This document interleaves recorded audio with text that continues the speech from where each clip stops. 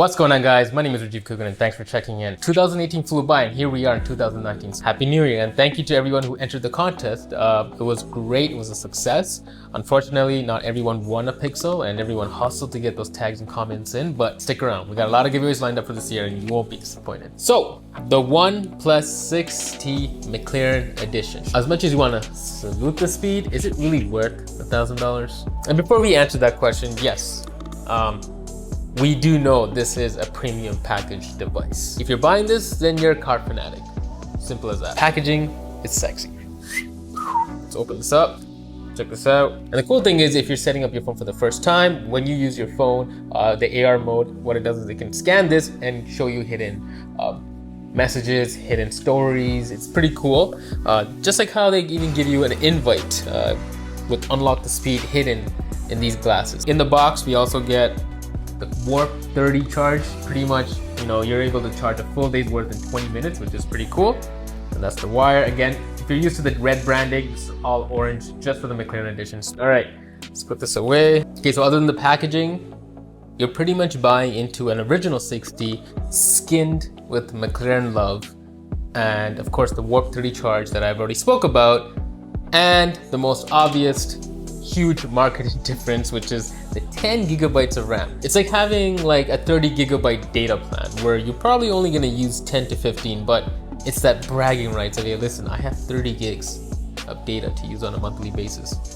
That's all it is. But other than this exclusive yet unnecessary, coolly branded McLaren 10 gigabyte phone, is it still worth that $1,000 mark? At one point, they were kind of saying we are a flagship killer because we give you competitive and comparative features, but at a very affordable price. Now we're looking at something that's $1,000. They're in the top tiers with Pixel, Samsung, and iPhone. So unless you're a car fanatic or a McLaren fan or just love new wicked looking limited edition phones, I personally think this phone wouldn't be worth that $1,000 mark. And just for comparison, the 6D goes for about $100 to $200 cheaper, depending on the configuration you want. The more I got to play with this phone, essentially because this is a 6T, I start to think, is the 6 more worth it? Let's just think about this for a second. The OnePlus 6 cost about $700. The other editions are out of stock right now. Of course, the only version available now is the 8 gigabyte RAM with the 256 gigabyte storage, I believe. But even at that point, you would say, listen, I would rather pay $10 more and get the newer version. But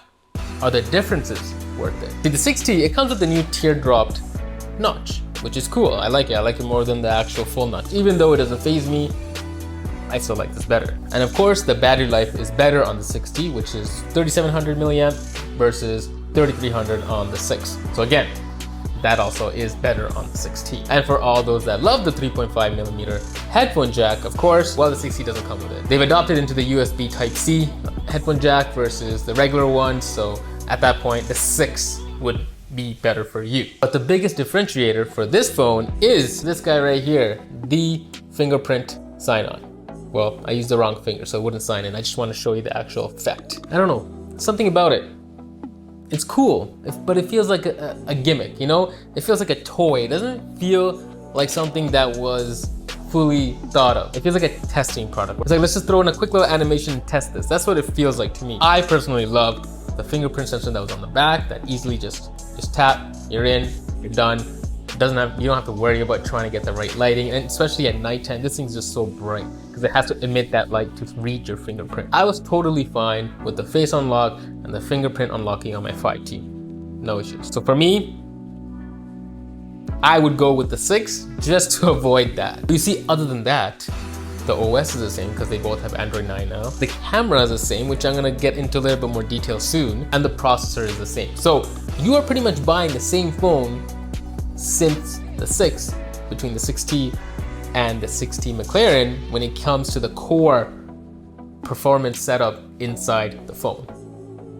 Food for thought. And you see, this is all just me comparing the 6, the 6T, and the 6T McLaren. Put all this aside.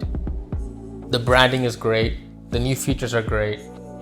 The look and feel is nice. The teardrop is nice. The Warp Charge 30, everything is just nice. If you just look at it from a guy who loves taking pictures and looks forward to new phones for the camera, this has not changed since the 5T. The hardware specs are exactly the same since December 2017 when I got the OnePlus 5T. It still has a 16 megapixel sensor, still has a 20 megapixel telephoto sensor. Everything else around that camera experience, from a hardware standpoint, exactly the same. I know they made software enhancements, which we'll get into, but it doesn't do much of a difference if those software enhancements are not being optimized and done right from a software level with the hardware being the same. Yes, it comes with Android 9. Yes, they have this navigational gesture.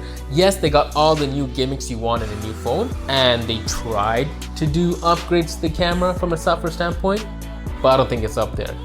Now put that against $1,000 mark, I definitely don't think it's up there. So to me, it still takes okay pictures, like it's passable. See, and I took all these shots in the same settings. There's nothing different, everything was in the same mode. I lined them up next to each other. You can easily see which one looks better. And because this phone comes with performance, 10 GB RAM, I started taking movement shots. People are walking by and I'm snapping away. Even at this point, the Pixel still takes the crown. As for a phone that does not have 10 gigs of RAM, it has 4 gigs of RAM, but the software enhancements to take that picture has been optimized to the fullest, and it still takes a beautiful picture. iPhone still is up there. I'm not saying the iPhone's bad, it still looks great, but for me, the Pixel would win between these three at this point. Even when it comes to the video, they haven't changed much. I mean, it's still the same quality. The image stabilization and the quality can be much better. The audio is a different story. I feel like when it comes to video, iPhone takes it home. Whether it be the stereo audio or even just the stabilization and the overall quality output, I wouldn't mind using iPhone's video to use as a second camera. That's how great the quality on the iPhone is. See, my vote from these three phones would be Pixel for camera, and if you want to just talk about camera itself again, video for camera on the iPhone, and then speed for the OnePlus. They have a whole department for fast and smooth, the branding for fast and smooth, just to make the phone optimize performance based. It's very performance based. I'll give it to OnePlus, hands down. I've had the 5T, never ever slowed down. And then when they, get salute the speed, team up with McLaren, that's cool. That all makes sense, but I feel like the camera needs a lot of R&D put in. I'd rather have them spend so much money on making a better camera experience and just ditch the whole, on-screen fingerprint. That's how much I want them to go ahead and do this so that I can go back to the OnePlus, you know what I'm saying? And of course, we all know there's a night mode available on the OnePlus as well. There's a night sight mode available on the Pixel. I'm not gonna go through this and try to convince you guys. You should easily can tell just by side-by-side comparison. I feel like the 60 is just adding a little bit more, I don't know, light or fuzzy. I don't know what it is. I just can't even tell what it's doing. I took even regular shots next to it and it looks the same. So there is no major difference. I don't think there's even a point of having night mode on the 60. Seems like an extra marketing gimmick just so that maybe Pixel had it, they had to put in. Doesn't really do much. So overall, they can keep the flagship killer tagline.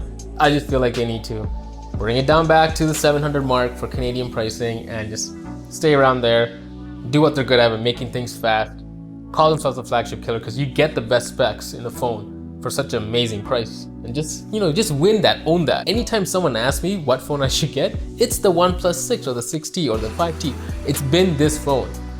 I recommend this phone over every other phone for every user out there. And then when they start looking at, I need a phone that has stylus and power, great, go to the Note. Someone's like, I want to take amazing pictures, sure, Pixel or iPhone. Whatever the case may be, everybody owns a tier. I feel like these guys figured it out just for affordable, speed, quick, amazing Android devices. Own it, take it, that's all. All right, thanks for watching, guys. I have a new setup. It's hacked. Nothing fancy, just trying to change it up a bit for 2019. I hope this video helps someone who's looking for a phone in the market right now. If you're not, if I change your mind from getting the 60, I'm sorry. I'm just giving you guys my opinion. It's a sexy phone if you guys still want to get it, you know what I'm saying? But at the end of the day, it's branded devices, you know what I'm saying? This is all marketing. Just putting that out there. So if I shattered your dreams of getting the 60, hit that subscribe button. If I made a difference in your life, hit that subscribe button. If you love what you see, hit that subscribe button. Oh, and the like button, that helps too. Other than that, thanks for watching. I'll see you guys next time.